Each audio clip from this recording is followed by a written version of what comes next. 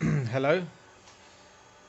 This is a video to give my review on this CTC A10 that I purchased on eBay for £110.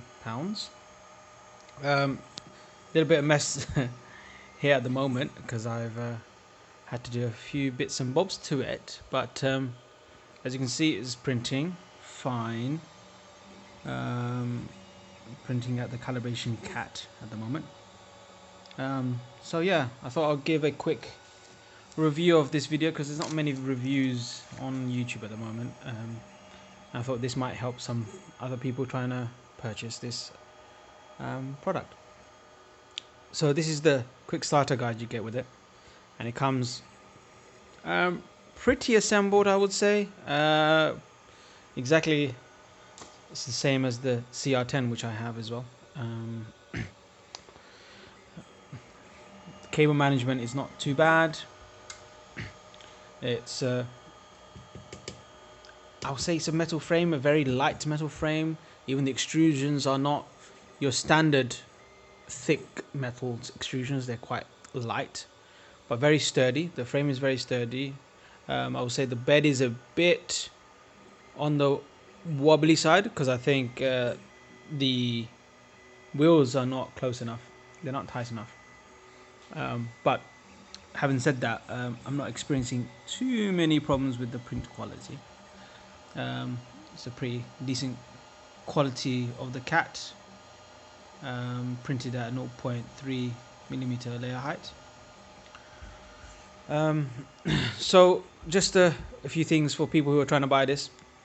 For £110, it's a very, very, very good deal, because at the similar price range you'll get like the ANET A8 or the CTC i3 clone, and those printers need a lot of work and you still don't get the quality that you want from a 3D printer. I mean, you will get okay quality, I would say medium range quality, with all the upgrades and fixes with it.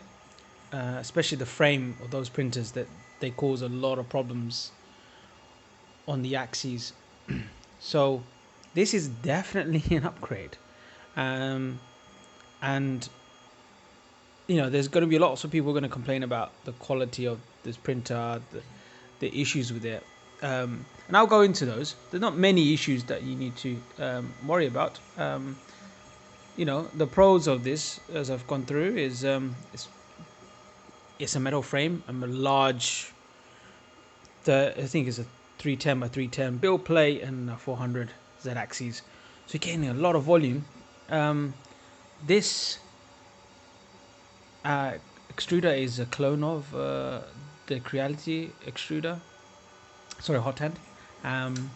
They used a plastic case for the fan, but I've changed that to a metal one. And what else? Oh yeah, this thing here, you get a plastic one, and it wasn't very good because I couldn't get the filament to go right through it, the extruder. So I've changed it for a metal one, and it's been working fine. What else? I've changed the hot end itself because I put 0.8mm hot end in there, and as I was trying to change the nozzle itself, it broke. So it must be a really low quality nozzle that they put on there. So change that whole fitting there. So you see the blue PTFE tubing, put that in as well. Control box, you get a similar one to the CR10. I've opened it up inside. It has a standard 12-volt power pack, and it's got a clone of the ANET board. It is the ANET board that you find in the A8s, but it hasn't got the ANET kind of logo on it, which is a bit odd. So I think they kind of customized it, but it's absolutely the same thing. I don't see any differences. And the board doesn't come with any Mosfets, so I had to put two Mosfets in here. It's squeezed in. into that package. There is a fan in there which will keep it all cool, but at the moment both mods, I've got two Mosfets, one for the hot bed and one for the hot end, and they're both packed into here on top of the board. Ideally I'll probably take those two out and create some sort of custom casing and put it on top somewhere, but for now it's all housed inside the enclosure. You get this nice spool holder which works well as well. I have no complaints. So yeah, I do think for the price you are getting a really good deal. This frame itself will cost you about £60 to purchase if you want to create your own. The only issues that you will have is that this heat bed comes as a 100 by 100 heat bed. So they technically, you can see it as you don't really get a heat bed. It's a 100 by 100 heat bed that works for most cases, but not great for utilizing the entire bed. If you put down blue tape, you probably will get things sticking anyway without a heat bed, and you'll be stuck with just doing PLA. What I did was I bought the Creality heated bed for £20 from Banggood, and replaced the one that came with it, and that seems to be fine. Bear in mind, I had some trouble taking these nuts off because they put these little extra nuts on top on here, and when you're trying to take this off, I didn't realize there was these nuts on here, and it kind of jammed it onto the nut, and now I couldn't take this off. So it was a painful process. So make sure you take that nut off first, and then you take this one off. Otherwise, you're going to be spending hours like I did trying to resolve that. So let's have a look at the cat. It's just finished printing. I mean, that's, for £110, you're getting a pretty decent quality. I'm not sure you guys can clearly see that, but yeah, it's got no Z wobble, very clean part, no stringiness. So yeah, I mean, do I think it's worth it? Yes. Change the bed though. Change this, get a metal one, the plastic one. I don't know if it's going to make a difference or what kind of plastic it is, but I prefer the £2 metal one that I purchased from Banggood. Definitely get the metal thing here, the extruder, because the filament will go in properly. Oh, I forgot to mention, it comes with a filament detection sensor, which is great. Comes out the box.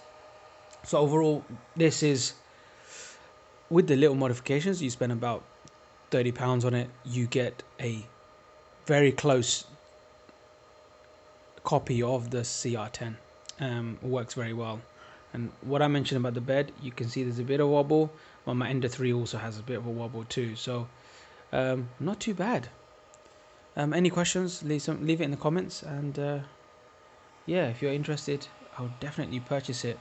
But you can see I also put the restraint thing there, that piece of plastic. You print that out for the CR10. You can find it on Thingiverse, and that prevents the cable from getting tugged. So I would recommend getting that anyway.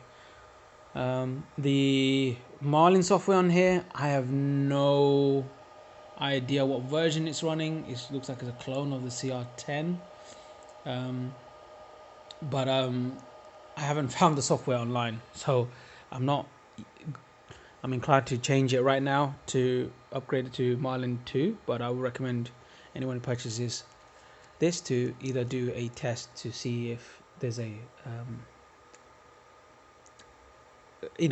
the safety measures have been put in place in Marlin to prevent this the hot end and the hotbed from overheating. So just have a look online. If you can find the firmware, upgrade it. I'll be trying to do that myself as well at some point, but at the moment it's running fine. I'm not having any issues, so I'm not intending to do that anytime soon. I've got tons of other printers that need maintenance, so I'll be working on those now, but I wanted to just quickly share this with people who want to buy this printer.